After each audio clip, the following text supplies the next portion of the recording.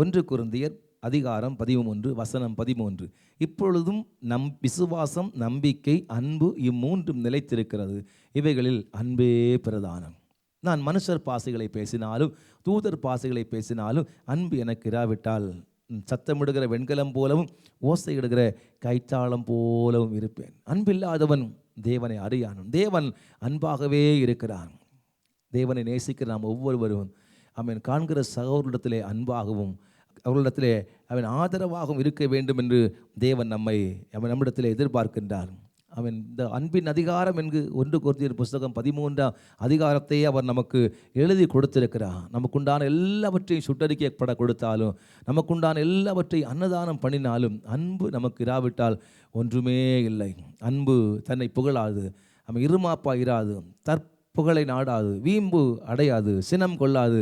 ஆக இந்த 1 கொரிந்தியர் புஸ்தகம் 13ஆம் அதிகாரத்திலே சொல்லப்பட்ட அன்பை நம்முடைய வாழ்க்கையிலே கடைபிடிப்போம். தெய்வீக அன்பை, அகப்ப இல்லவும் அந்த மாயமற்ற அன்பை, மாயமற்ற அந்த தேவன் பேர் வைக்கும் அன்பை நாம் ஒவ்வொரு நாளும் அதிகரித்து கொள்ள ஆண்டவர் நமக்கு கிருபை தருவாராக. இப்பொழுது நம்பிக்கை, விசுவாசம், அன்பு இம்மூன்றும் நிலைத்திருக்கிறது.